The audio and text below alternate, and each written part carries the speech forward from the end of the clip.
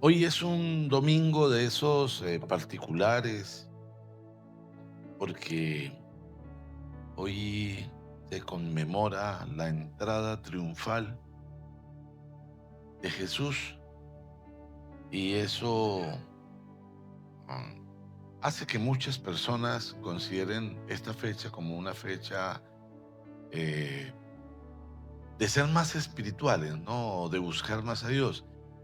Aunque podría perfectamente la persona terminar haciendo cosas contrarias a la voluntad de Dios, ¿sí?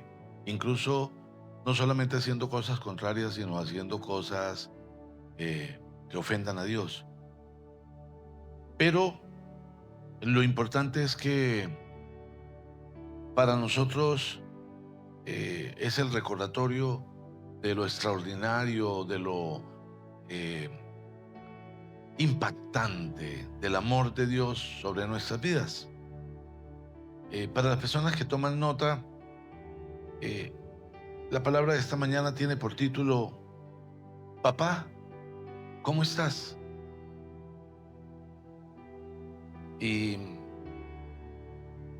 normalmente nosotros los papás le preguntamos a los hijos: hijo, ¿cómo estás? Siempre estamos pendientes de ellos. Todos nos comunicamos de formas diferentes, pero nuestra atención, independientemente de la edad que tengan nuestros niños, así sean de 40 o 50, nosotros estamos pensando: ¿cómo estás? Y siempre queremos saber que todo está bien, y aún si están casados y eh, ya son viejos, y algo suena que no está bien, entramos en angustia, ¿no? ¿Cómo estás?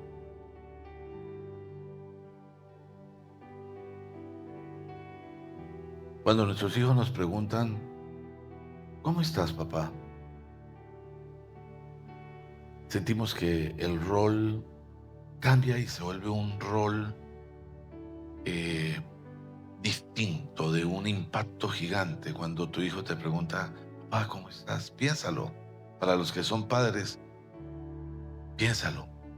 ¿Qué significa cuando tu hijo te mira a los ojos y te dice: papá, ¿cómo estás? Y podría suceder que papá dijese: estoy triste, me abandonaste, te casaste, te fuiste y no te acordaste más de mí. Quizás por compromiso a veces me llamas y me dices: hola, papá.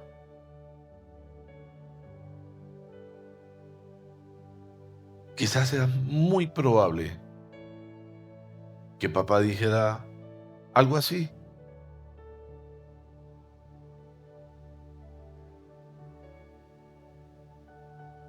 pero quiero que pienses: ¿qué dirá Dios si le miras y le dices: papá, ¿cómo estás? ¿Qué pensaría Dios? Diría: estoy triste, te volviste un religioso, eres un charlatán, un mentiroso, no tienes tiempo para mí, hablas de mí, pero no hablas conmigo, conoces mi palabra, pero no la obedeces.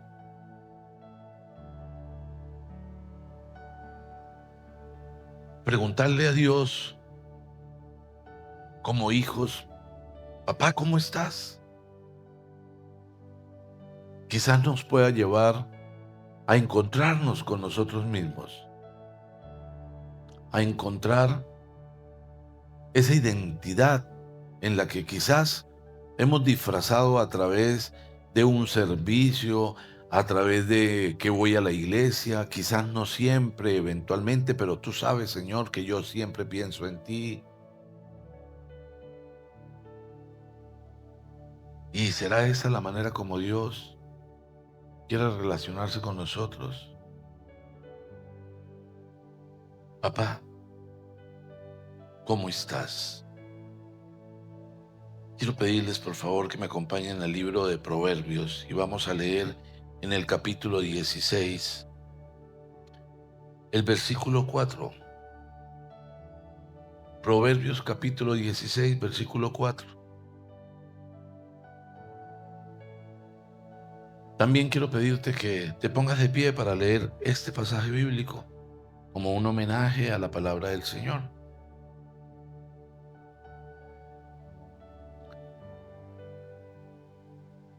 ¿Lo tenemos, iglesia? Entonces leamos juntos.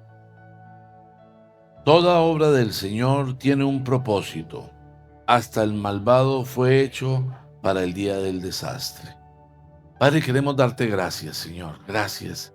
Gracias por esta mañana. Gracias, Señor, por estar en nuestras vidas, Señor. Gracias porque aún a pesar del pueblo terco y rebelde, Señor, tu amor es inagotable.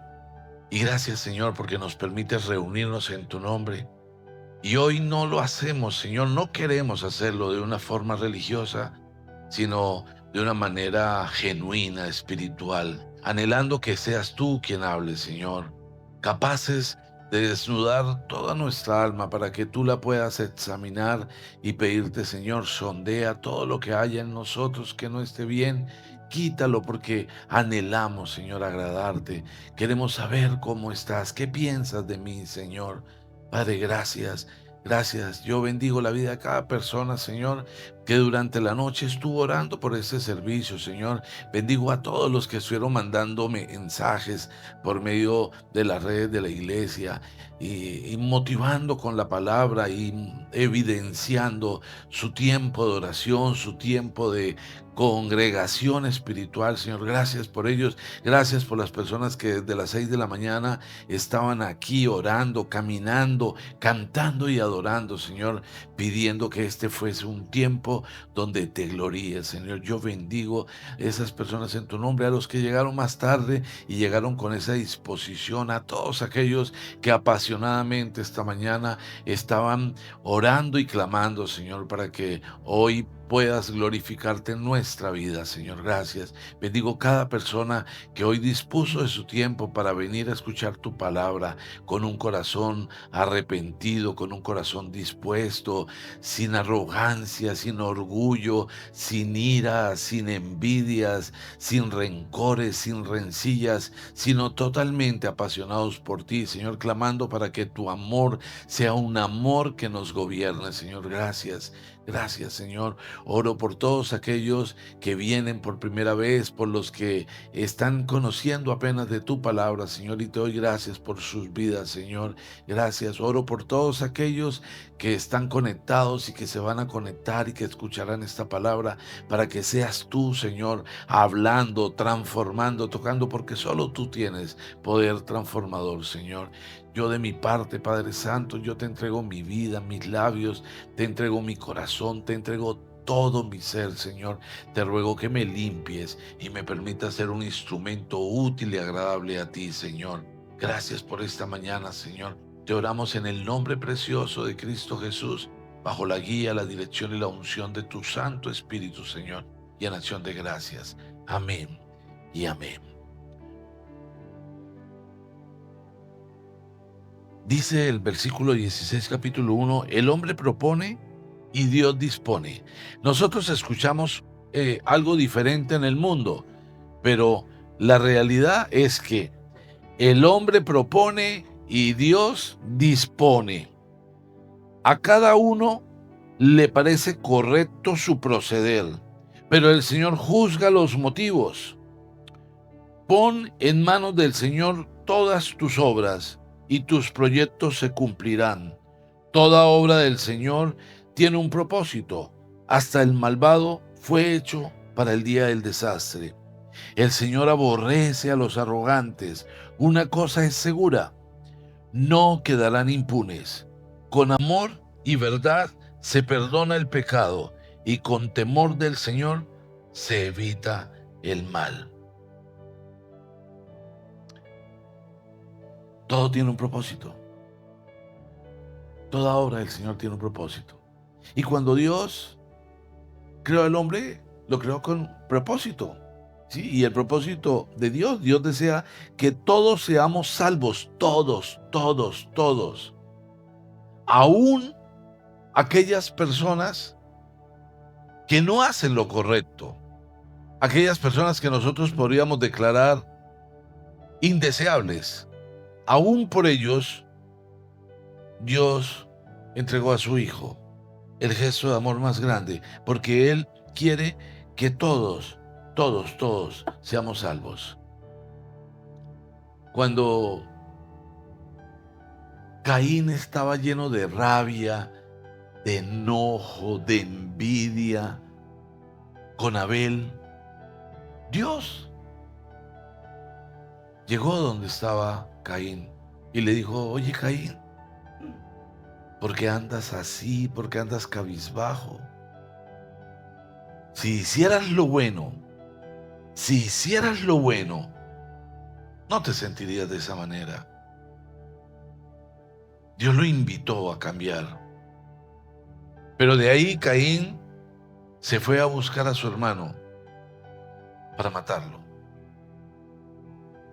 Pero Dios aún hasta el último momento, procuró que Caín estuviese con él. El propósito de Dios es que todos seamos salvos, que conozcamos la verdad, aceptando a Jesús como Salvador, porque no hay otro, solo Jesús, solo Jesús. A veces uno escucha a las personas: es que yo soy muy devoto de tal cosa. La palabra nos enseña que Jesús es el camino, la verdad y la vida, y que solo por medio de Jesús llegamos al Padre. Y que recibiendo a Jesús como Señor y Salvador, entonces tenemos vida eterna. El propósito está muy definido. Dios quiere nuestra salvación. Dios quiere nuestra entrega para darnos la salvación. Ahora, la entrega que Dios quiere nuestra es una entrega parcial. Por favor, di con tus labios, pensando en que le hablas a Dios: papá, ¿cómo estás? Repítelo: papá, ¿cómo estás? Entendiendo que con esa pregunta le estás diciendo a Dios: ¿cómo me ves? ¿Cómo estoy haciendo las cosas? ¿Cómo te he hecho sentir? ¿Estás orgulloso de mí, papá? ¿Te gusta la manera como te adoro, como te honro? ¿Te gusta lo que hay en mi corazón?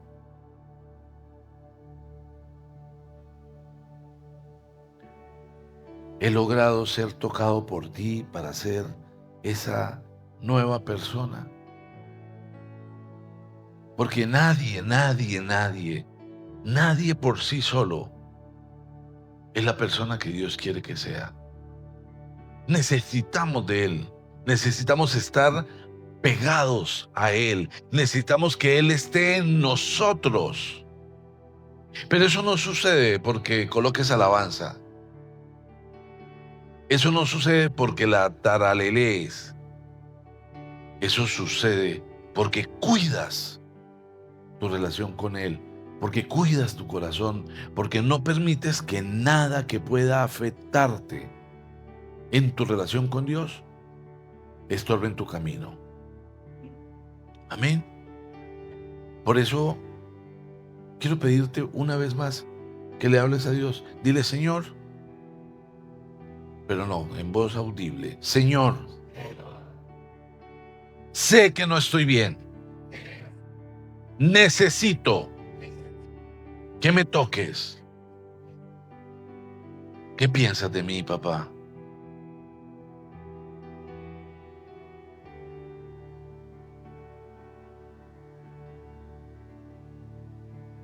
Alguna vez leí en un libro que me encanta, leí una historia de un niño que iba a la granja con su papá y su hermano, a las granjas de los vecinos, y les ayudaba a recoger cosechas porque cada vez que había cosecha todos se reunían para recoger las cosechas. Pero había una granja o una finca donde había un perro, y cuando llegaban allá, el perro le ladraba y le sacaba los dientes al niño, y el niño se asustaba. Se asustaba de tal manera que se subía en el techo de la camioneta y el perro abajo.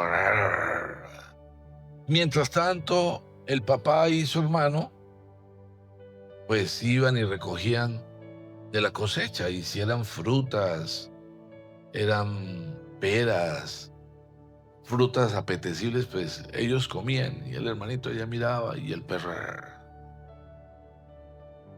Hasta que un día el niño entendió que él le estaba dando poder al perro, y tomó la decisión de tener una piedra en la mano, y cuando el perro vino a molestar, le tiró una piedra y agarró otra, y ya el perro se... y de ahí en adelante, cada vez que llegaba, el perro lo miraba y sentía temor del niño, y no el niño temor del perro. Y la enseñanza nos enseña cómo el enemigo quiere apoderarse de ti, y se apodera de ti por medio de pensamientos cerrados, por medio de temores, para que no puedas avanzar. Te controla, te quiere robar el llamado, pero es nuestra decisión. Es nuestra decisión quitarle ese poder, porque los planes que Dios tiene para nosotros no son buenos, son extraordinarios, y eso lo podemos evidenciar porque el Señor lo dice a través de Jeremías en el capítulo 29, en el versículo 11.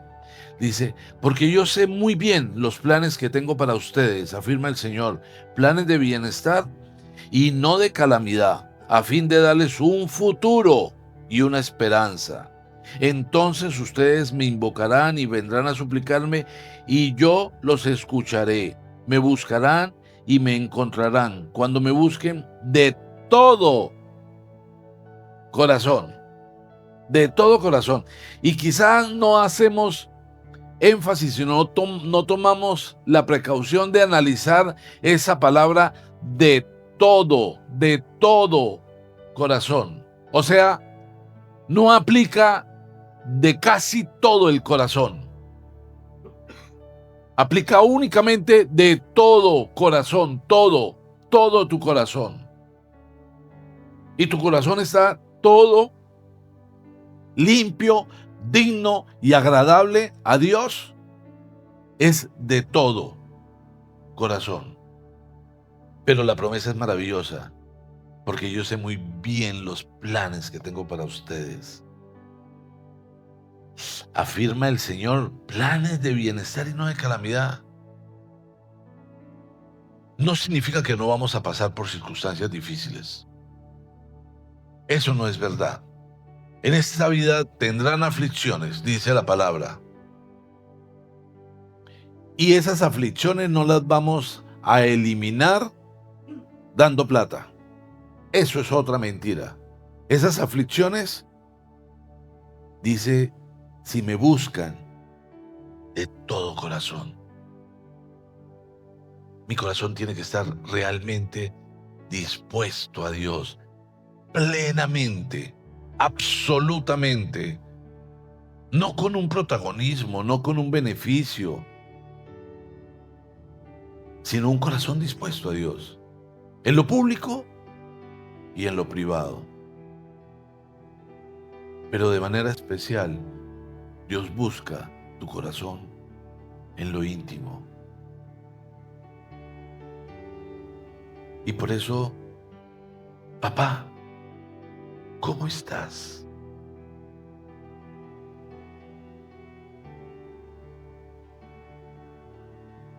¿Qué piensa Dios?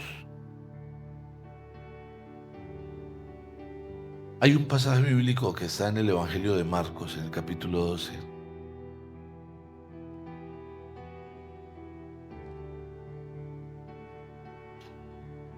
Marcos capítulo 12.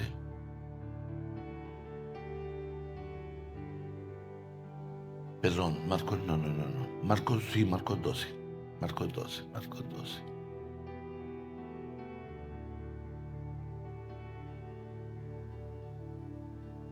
En el versículo 28.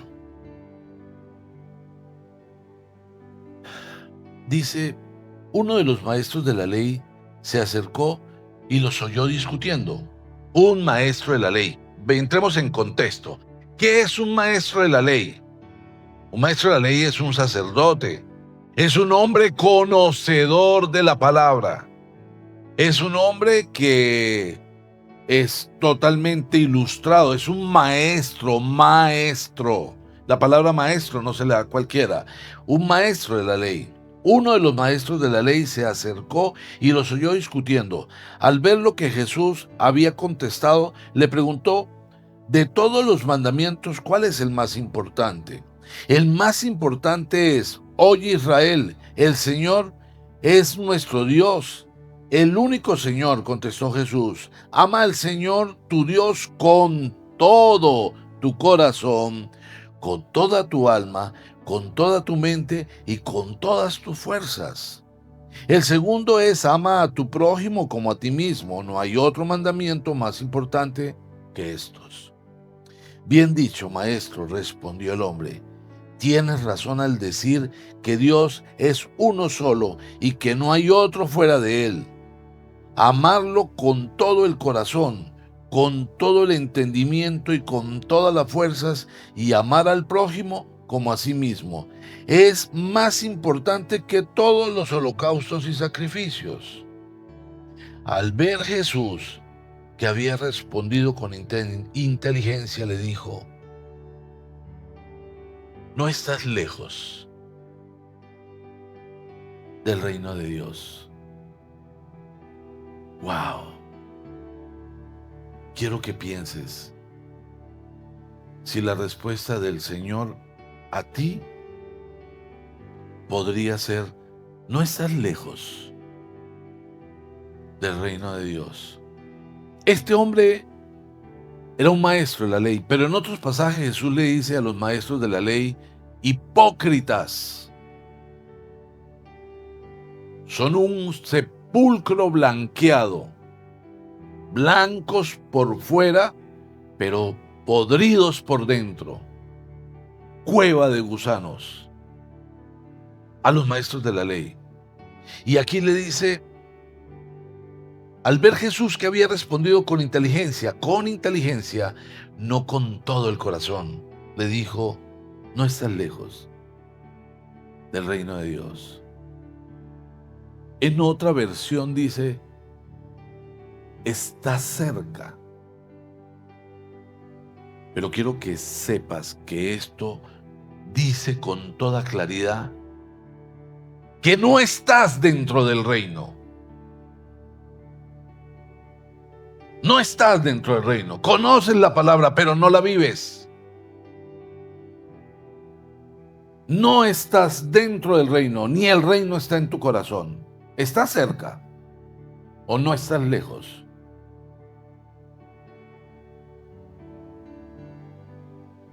Es con todo el corazón. Este pasaje en el versículo 34, no estás lejos del reino de Dios, no significa, oye, qué bueno, qué rico, ya vienes llegando. No alcanzaste el reino. Eso es como, casi me gano la lotería.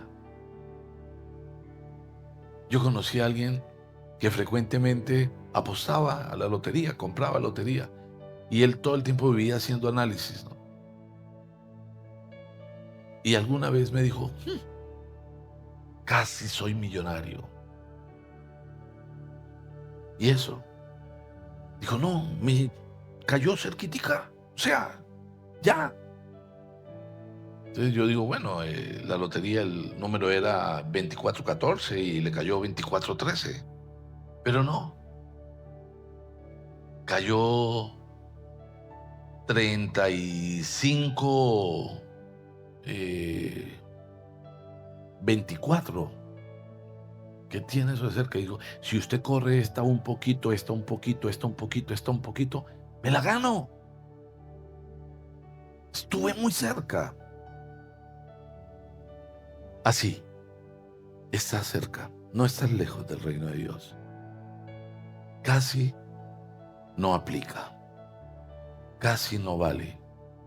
Dios quiere que lo amemos de todo corazón, de todo corazón. Y nos dejamos engañar. El afán, el corre. Aún ahora, en medio de esta palabra confrontadora, el diablo te está engañando. Toca tu soberbia, toca tu pereza. Hace que estés pensando en comida, hace que estés pensando en otra cosa. Y no puedes escuchar. Si tienes ese tipo de pensamientos, di sin ningún temor, te reprendo, Satanás. Quiero escuchar tu voz y quiero que tu palabra se siembre en mi corazón. Hablas de Dios, pero le estás sirviendo. Hablas de Dios, pero llegas a servirle apasionadamente. ¿Te preparas? ¿Te dispones? Cuando tú le vas a servir a Dios, tienes que disponerte. Tú no puedes llegar y vas a hacer el ujier y entonces llegas corriendo del afán de haber peleado con la esposa, bueno, no sé, y te paras ahí. Hola, bienvenido, hermano, bienvenido. No, ese umbral es hipocresía, es falsedad. No aplica. Tienes que llegar y tener tiempo, intimidad con Dios. Tienes que abrirle el corazón, entregarle todo lo que estorba. Para que Dios limpie, para que Dios sane con un arrepentimiento genuino, porque no tiene ningún sentido que lo digas de palabras y luego salgas a hacer lo mismo.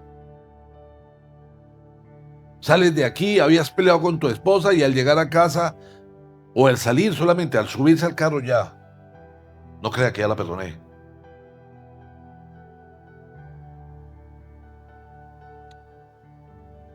No estás lejos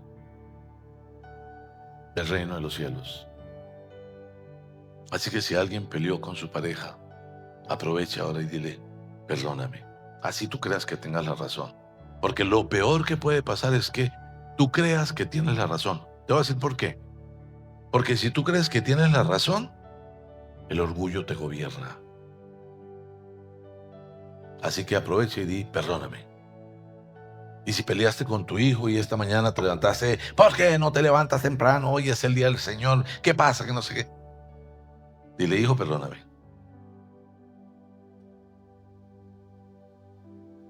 Qué terrible que el Señor te diga, no estás lejos, no estás lejos. Terrible. ¿Cuántas razones tienes para no venir a escuchar la palabra? ¿Cuántas razones tienes para no congregarte? ¿Cuántas razones tienes para no servirle a Dios? Tú puedes tener miles y miles. Es que al devocional no me puedo conectar porque imagínate, tengo tanto que hacer a esa hora. O escucho el devocional o se me quema la arepa.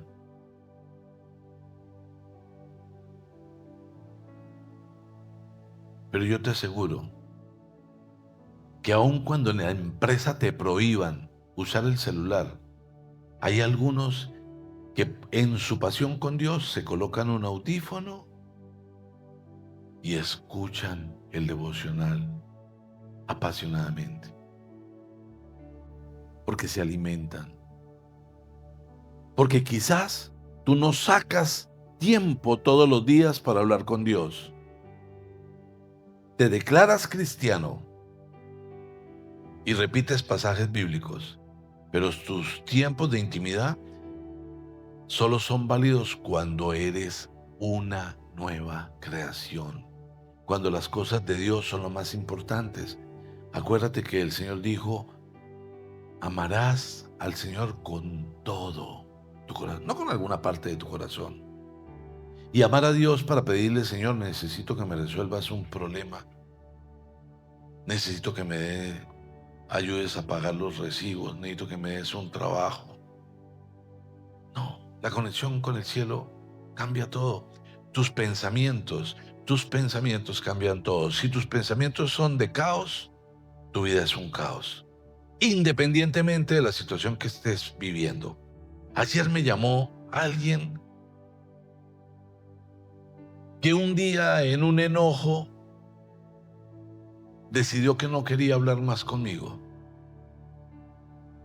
Y pasaron muchos meses. Y ayer me llamó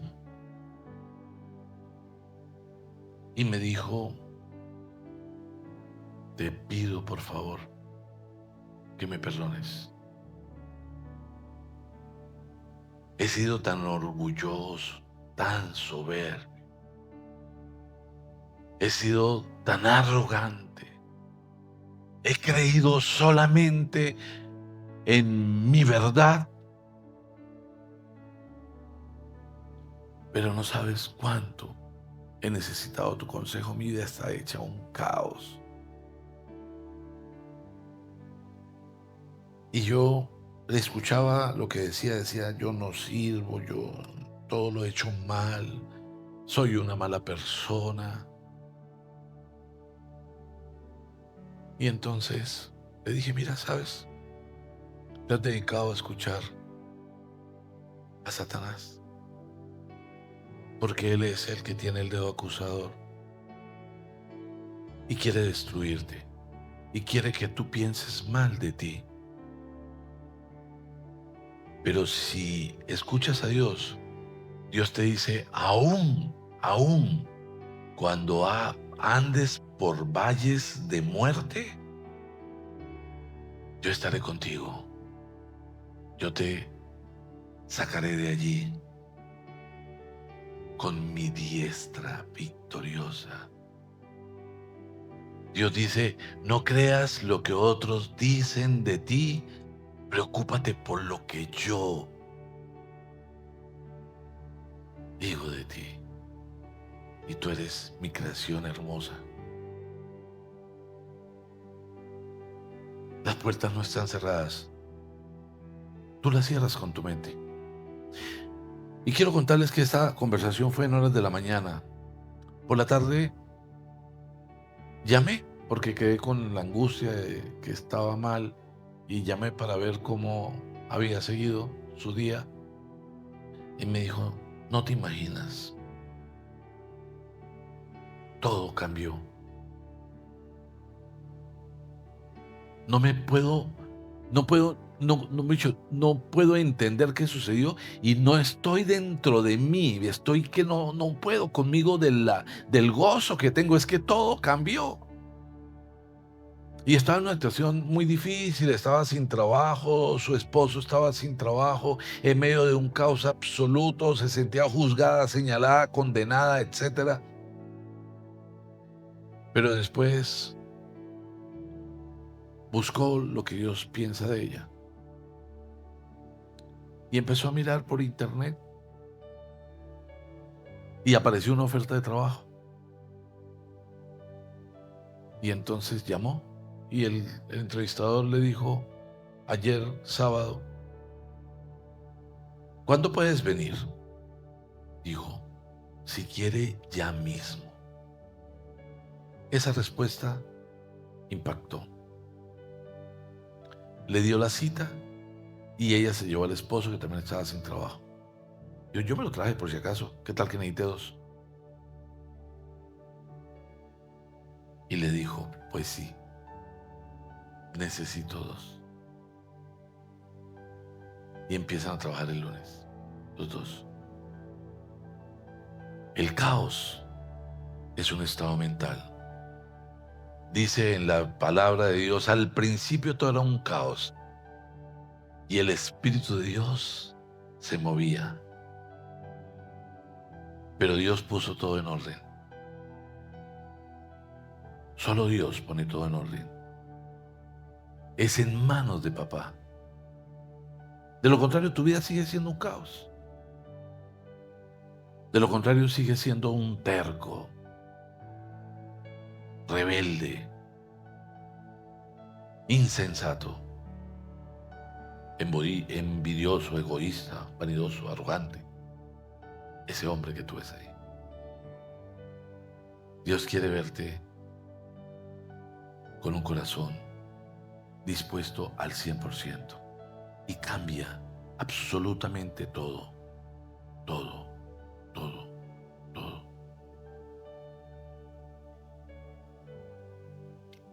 Sin embargo, tú puedes pensar, es que este es el momento de tal cosa, ¿no? O me tocó el desierto. ¿Saben que no es verdad? Escuché una frase y yo la tenía presente y la tomé esta mañana. Dice, cuando te toca, presten atención, cuando te toca, ni que te quites.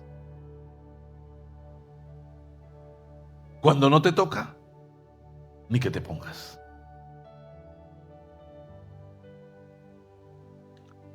Dios quita y pone.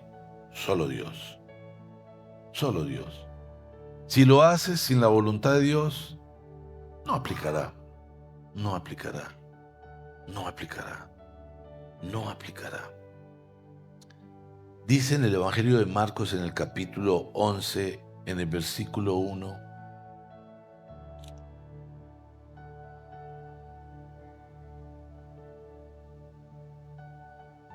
lo que estamos recordando hoy, ¿no? Cuando se acercaban a Jerusalén y llegaron a Betfagé y a Betania, junto al monte de los olivos, Jesús envió a 2 de sus discípulos con este encargo: vayan a la aldea que tienen enfrente. Tan pronto como entren en ella, encontrarán atado un burrito en el que nunca se ha montado nadie. Desátenlo y tráiganlo acá. Y si alguien le dice, ¿por qué hacen eso?, díganle, el Señor lo necesita y enseguida lo devolverá. Fueron, encontraron un burrito afuera en la calle, atado en un portón, y lo desataron. Entonces algunos de los que estaban allí le preguntaron, ¿qué hacen desatando el burrito? Ellos contestaron como Jesús le había dicho, y les dejaron desatarlo. Le llevaron pues el burrito a Jesús, luego pusieron encima sus mantos, y él se montó. Muchos tendieron sus mantos sobre el camino, otros usaron ramas que habían cortado en el campo. Tanto los que iban delante como los que iban atrás gritaban, ¡Hosana! Bendito el que viene en el nombre del Señor, bendito el reino venidero de nuestro Padre David. ¡Hosana en las alturas! Así entró Jesús. Y aquí hay varios puntos que quiero que tomemos en consideración. Primer punto, el burrito. Mira a la persona que tienes al lado y dile, ¿tú eres un burrito?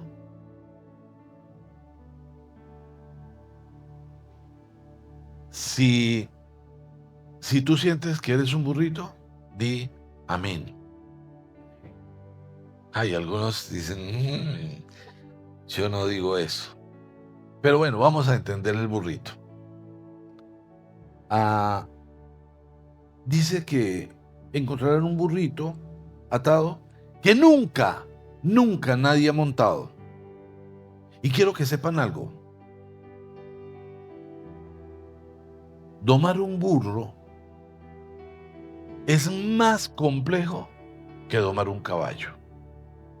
Requiere de un esfuerzo, de un tratamiento que toma tiempo, que requiere de mucha paciencia.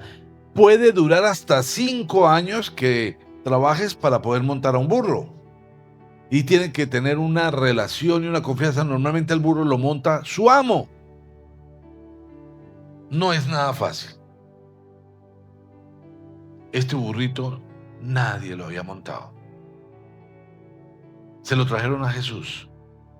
Si tú miras, el burro tiene que hasta familiarizarse con el olor de lo que le colocan y el olor de quien es su amo. Son muchas cosas de confianza. Pero Jesús lo pidió y era un burrito que nadie había montado. Si no, no tendría razón que estuviese registrado en la Biblia que nadie había montado ese burro.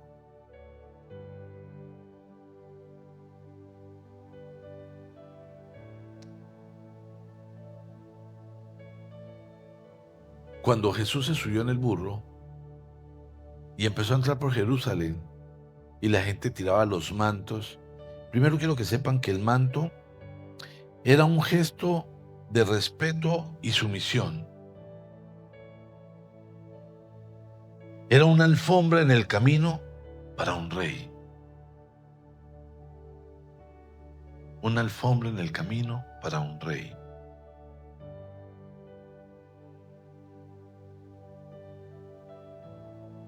Las ramas simbolizan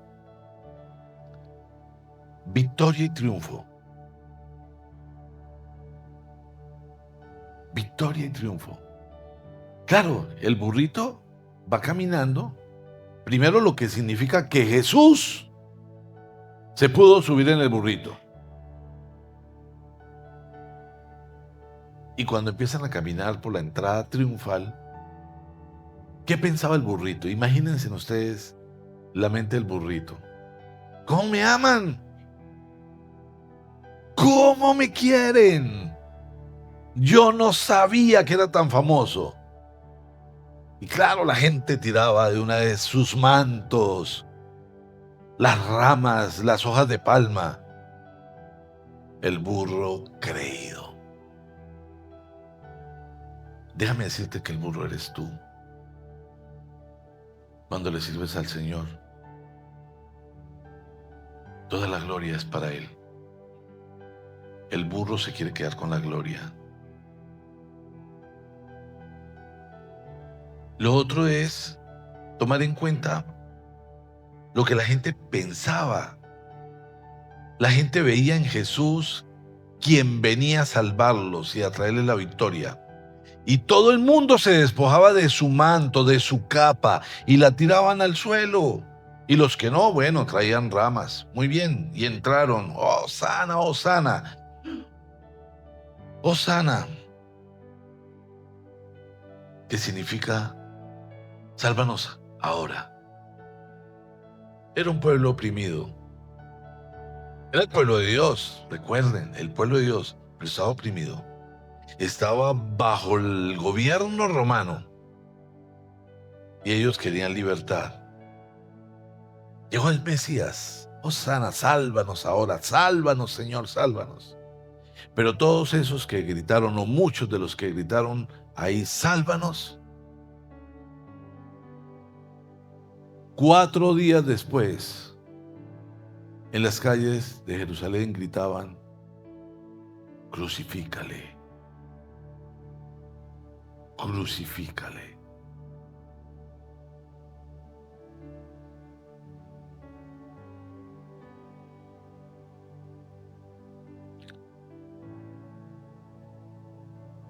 Jesús era el Mesías en ese momento para ellos, pero ese concepto de Salvador les duró muy poquito.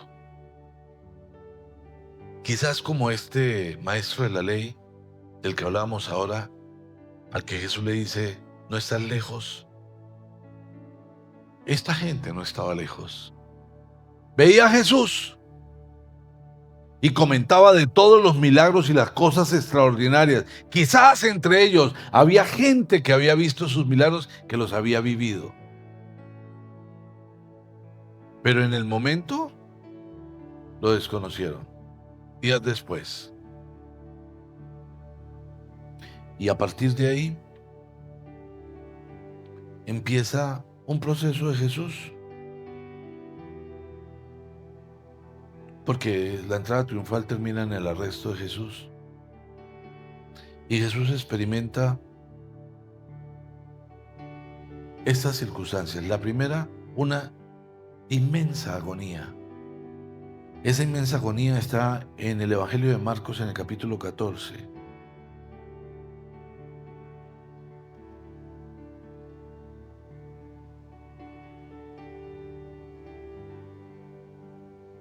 Marcos capítulo 14, en el versículo 35 dice: yendo un poco más allá, se postró en tierra y empezó a orar que de ser posible no tuviera que pasar por aquella hora. Decía: Abba, Padre, todo es posible para ti, no me hagas beber de este trago amargo. Y quiero que pienses que en ese momento fue tal la agonía que experimentaba Jesús, que experimentó una crisis en la que se revientan vasos de la piel y por medio del sudor sale sangre. Y por eso se dice que salía sangre por su rostro. Pero eso se experimenta en medio de una crisis tremenda de estrés, de angustia. Él sabía lo que iba a pasar y le dice: Padre, todo es posible para ti, no me hagas pasar por este trago amargo. Aún así, él dice después: pero no se haga mi voluntad, sino la tuya. Aparte de experimentar esa agonía, después de la entrada triunfal, experimenta la crucifixión en el Gólgota. Eso está en el Evangelio de Lucas.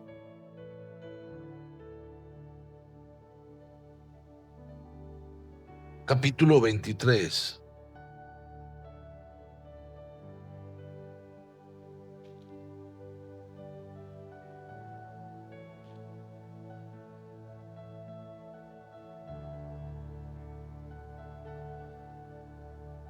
Versículo 34. Padre, dijo Jesús, perdónalos porque no saben lo que hacen. Tú imagínate, después de ese sufrimiento, después de que Jesús fue arrestado, le mandaron a dar latigazos. Alguna vez compartíamos en una enseñanza cómo son esos latigazos. La punta del látigo tenía unos trocitos de hueso afilados que al tocar la piel la reventaban. Y con todo el látigo que le dieron a Jesús, se dice que hasta sus órganos alcanzaban a verse. Estaba roto. Haber padecido eso, haber padecido que agarraran una corona de espinas. Tú te pinchas con algo chiquitico y eso te genera un malestar gigante. Ahora imagínate una corona con espinas grandes y que te la claven en el rostro. Después de eso, lo colocan sobre la cruz y lo atraviesan con clavos. El nervio que hay acá. Ayer hablaba con un amigo y me decía: me estoy volviendo loco del dolor. Tiene un dolor en el brazo, un neurisma. Un nervio está afectado en alguna parte. Y dice: me duele incluso para comer. Me invitaron a comer y no podía picar la carne. No, el dolor es terrible. Bueno, imagínate Jesús, después de que tenía la piel abierta, roto, que tenía la corona, que cada vez que algo lo tocaba se incrustaban malas espinas en su cabeza, y que luego lo acuestan sobre una cruz, sobre un madero, y le clavan las manos, afectando su sistema nervioso, igual en los pies. El dolor que experimentaba, colgado, Pero adicionalmente, para él poder respirar, imagínate estando en esa situación, para tratar de respirar, él tenía que hacer un esfuerzo. Y cuando hacía ese esfuerzo, toda su piel rota rozaba con las astillas de la madera. Profundo dolor que estaba experimentando en la cruz.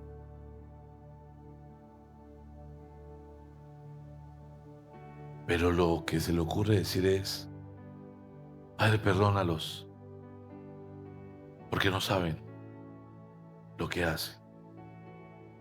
Él entendía que la gente no sabía lo que estaba haciendo, no sabía a quién estaba crucificando.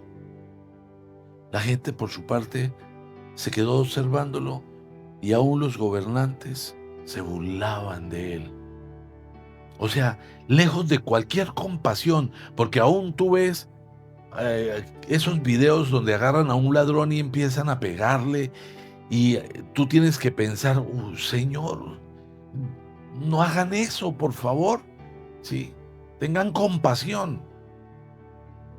Bueno, era Jesús, que el único pecado había sido sanar enfermos, sanar leprosos, levantar a los muertos, enseñar, abrir el camino para la reconciliación con Dios.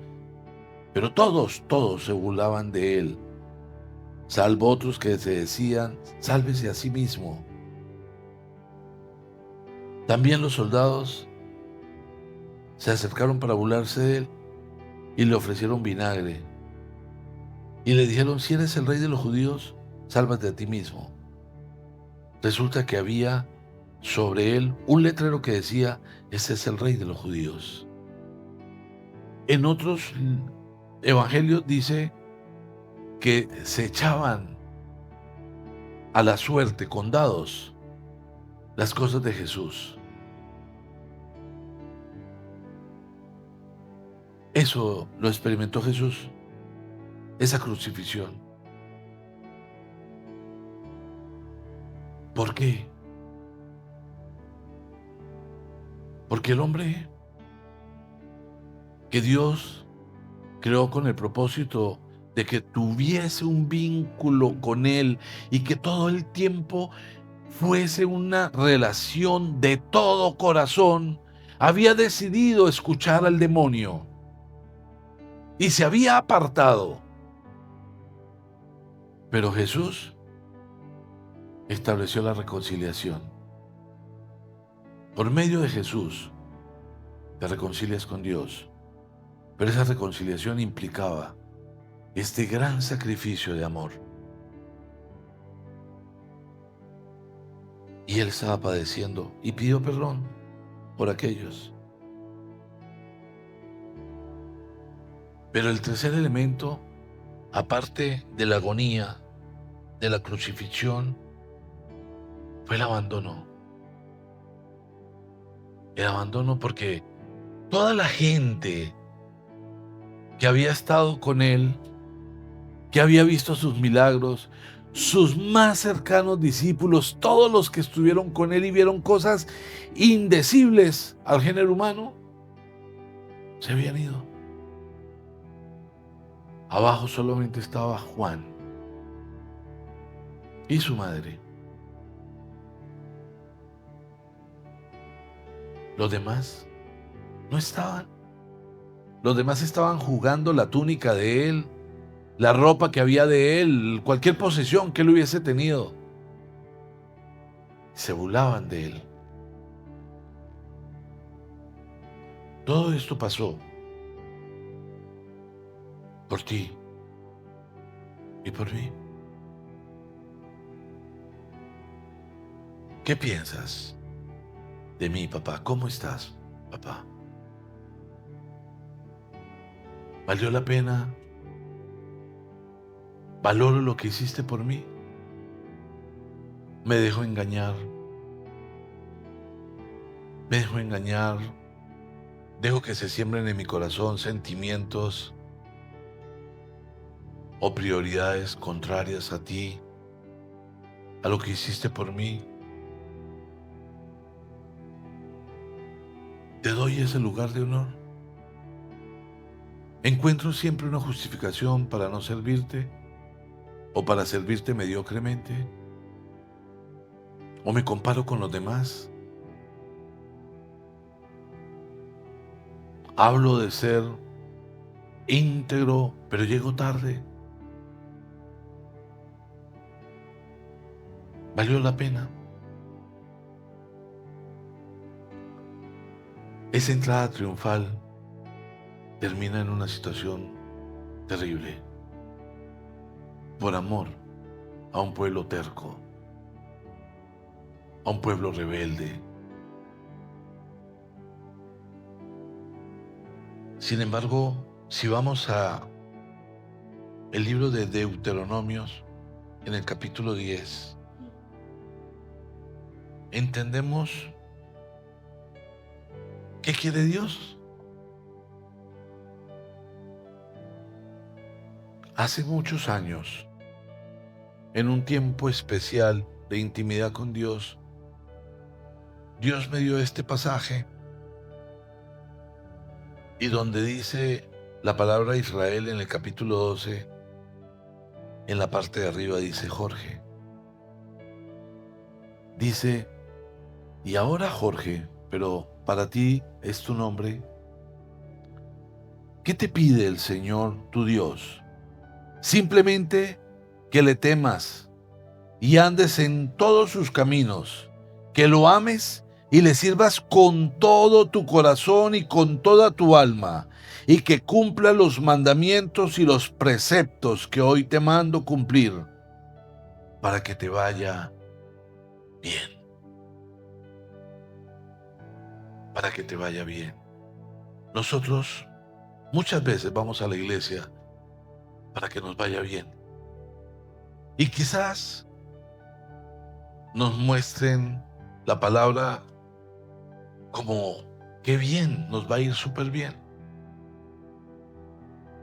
Pero Dios establece parámetros y uno de ellos habla de todo el corazón, todo el corazón, no con algo del corazón.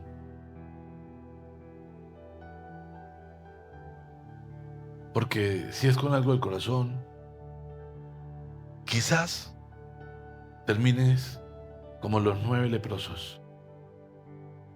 Te quedaste con el milagro,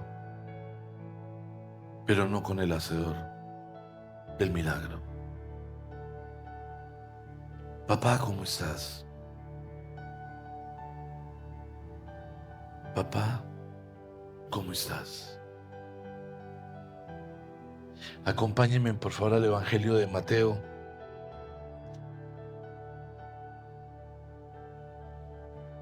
en el capítulo 6. Mateo capítulo 6.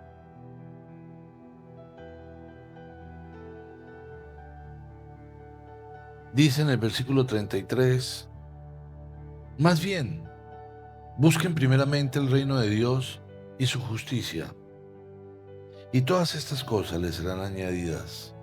Y el título de esa palabra es, de nada sirve preocuparse. Y muchas veces vivimos preocupados. Cuando nosotros nos preocupamos, estamos colocando la solución a todas las cosas en nuestras manos. Y yo les aseguro que nuestras manos no son las más idóneas ni las más adecuadas. Pero cuando colocamos todo en manos de Dios y en lugar de ocuparnos en resolver las cosas a nuestra manera, nos ocupamos de las cosas de Dios, entonces todas esas cosas vendrán por añadidura, pero solo así y solo así. Vives muy preocupado en generar riqueza, en generar provisión, en lograr estatus. De nada sirve. Ocúpate de las cosas de Dios. Jesús nos da el ejemplo. Y Jesús nos da el ejemplo de una manera muy particular en el Evangelio de Lucas. Lucas capítulo 2, en el versículo 49. Jesús, siendo un niño, fue con sus padres a el templo y había una fiesta y estuvieron allí, pero cuando se fueron de regreso, como eso era una, no una caravana, una gran comisión, o sea, mucha gente iba, un evento gigante, pues todos arrancaron a irse y de repente se dieron cuenta que Jesús no estaba con ellos, no iba de regreso. Entonces empezaron a buscarlo por todas partes, iban: Jesús, Jesús, han visto a Jesús, han visto a Jesús. Pasaron 3 días. A los 3 días llegaron al templo y allí estaba Jesús. Y Jesús estaba hablando con los maestros, hablando con la gente, enseñando la palabra. Y dice Jesús: ¿por qué me buscan? ¿Por qué me buscaban? ¿No sabían que tengo que estar en la casa de mi Padre?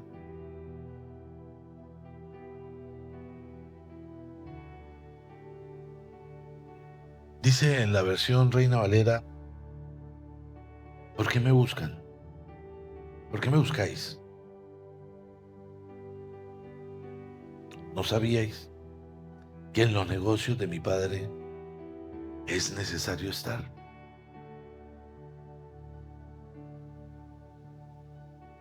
¿Estás en los negocios de papá?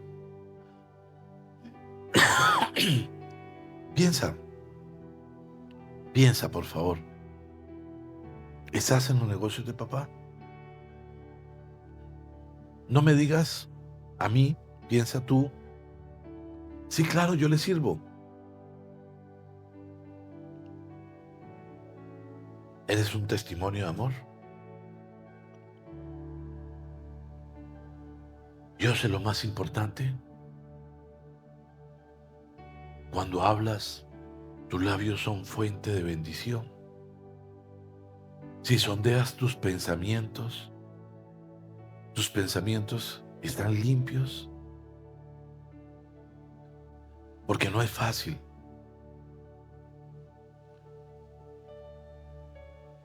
A mí me han hecho cosas tan terribles que yo me cargo de tal manera que yo siento que no soy digno. Y me he postrado a clamarle: Señor, sana mi corazón, para poder volver a pronunciar el nombre de esa persona libremente.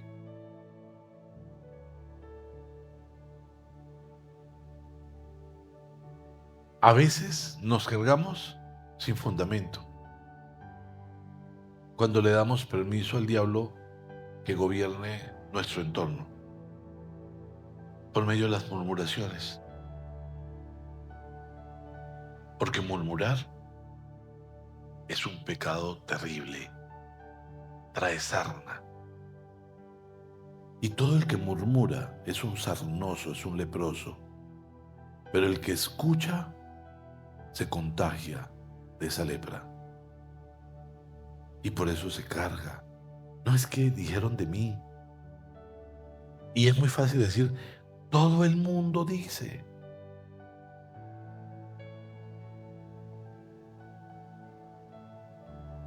Una conexión con el cielo me lleva a poner a Dios en el primer lugar. Josué, cuando estaba en su vejez, dijo: no sé ustedes qué van a hacer, pero mi familia y yo le serviremos al Señor. Es una decisión. Es una decisión. ¿Estamos ocupados? Sí, estamos ocupados. pero tenemos que decidir cuáles son nuestras prioridades. Y ahora que está empezando la Semana Santa, quiero decirles, Semana Santa no es una semana para irse de rumba. Obviamente que algunos van a descansar, algunas personas van a aprovechar para tener tiempos de reposo, salir del ajetreo, pero no nos podemos desconectar. Si tú permites que se apague este aparato y necesitas hacer una llamada urgente, te toca buscar el cargador, ponerlo y tú empiezas a moverlo, así como que ya, le haces de todo, mueve los botones, ya es que necesito hablar urgente, tengo que decir algo. No, se demora en prender. Si permites que se apague tu vínculo con Dios, no se enciende así, no tiene un automático. No es como la estufa que tú oprimes y bota la chispa y prendió. No. Conectarse con Dios requiere de un proceso de limpiar, de sanidad. Y Dios nos quiere de todo corazón, de todo corazón. Papá, ¿cómo estás? Dios, a esa pregunta, si se la haces, te dejará saber en tu corazón si tiene en tu contra que has abandonado tu primer amor. Si tiene en tu contra que además de creer en Dios estás creyendo en otras cosas. Si tienes en tu contra, si tiene en tu contra que no es la prioridad tuya.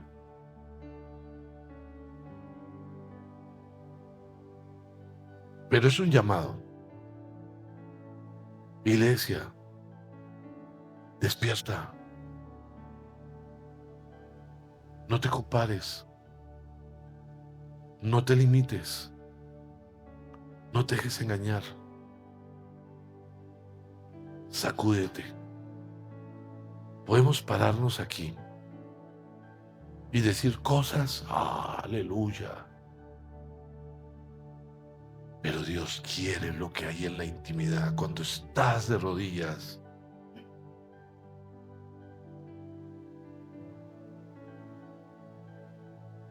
Papá,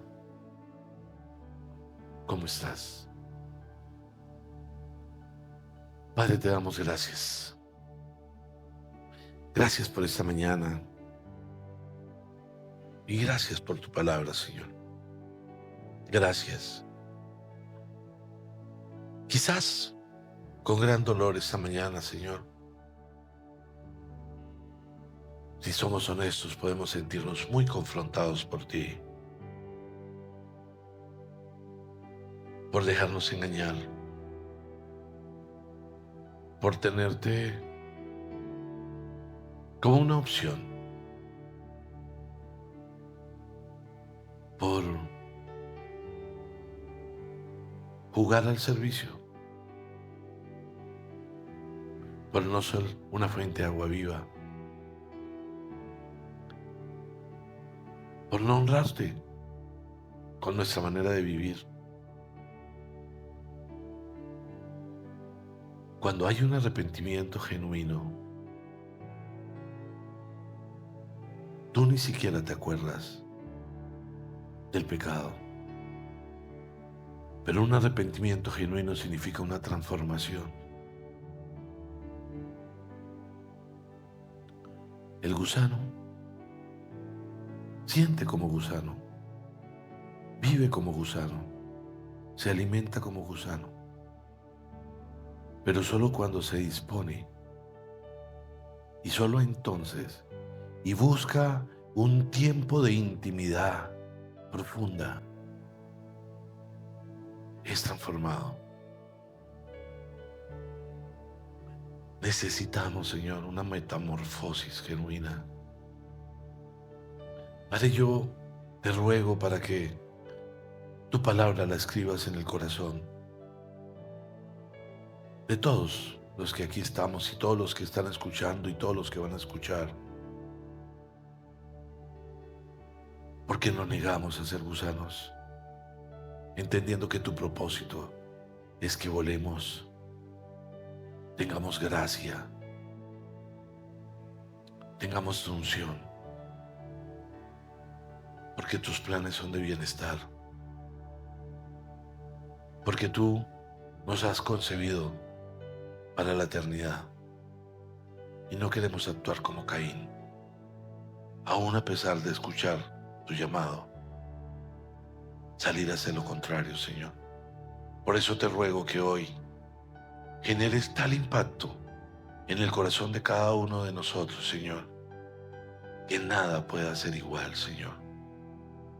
Gracias. Te entregamos este tiempo, pero de manera especial nuestra vida, Señor. Escribe en nuestro corazón tu palabra para que la vivamos. Te lo pido en el nombre de Cristo Jesús. Y tú has dicho que lo que pidamos en su nombre tú lo harás. Oro, Señor, para que hoy sanes corazones, para que esas personas que están heridas, que han sido lastimadas, que están tristes, que han sido ofendidas, hoy sean restauradas con tu mano preciosa. Oro, Padre, para que nunca más permitas que sean lastimadas. Oro, Señor, para que seamos fuente de agua viva, para que nos limpies, para que nos restaures y para que quites el dedo acusador, porque el enemigo ya no tiene poder sobre nuestras vidas. Ahora solo tú tienes poder sobre nuestras vidas. Y oro, Señor, para que tu agonía, tu crucifixión y tu abandono, a tal punto de llegar a decir: Padre, ¿por qué me has abandonado?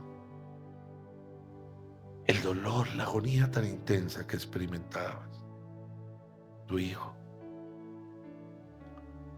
hoy se convierta en un fruto, haciendo que cada uno de los que aquí estamos pueda entender ese sacrificio tan grande. Y no permitas que nadie salga de este lugar de la misma manera como entró. Aún a pesar de su resistencia, aún a pesar de lo que el enemigo haya querido hacer en él o en ella, hoy tu Espíritu Santo se mueve con tal poder que toca vidas, que transforma corazones, que nos libera y que nos guarda. Hoy, Señor, te pido que nos cubras con el manto precioso de la sangre de Cristo, que restaure nuestro corazón y nuestra mente, que nuestros pensamientos nunca más sean de derrota, sino de victoria, que no nos sintamos perseguidos ni atacados, sino al contrario, llenos de tu gracia, que aún podamos tener la inocencia del burro, Padre, pero que entendamos que la gloria es tuya. Padre, gracias, gracias, gracias. Y si hay alguien que esta mañana le quiera decir al Señor: Señor, te necesito. Gracias por lo que hiciste. No quiero seguir igual. Por favor, póngase de pie.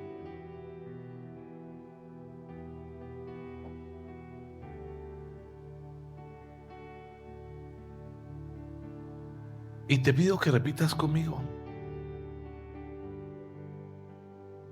teniendo claridad de lo que estás diciendo. Señor Jesús, hoy entiendo más tu agonía, tu dolor, tu soledad, tu sufrimiento intenso por mí, y entiendo que nunca lo he merecido. Pero tu amor no es para quien lo merece, porque es muy grande. Gracias. Gracias por morir por mí para reconciliarme con el Padre. Padre, ¿cómo estás?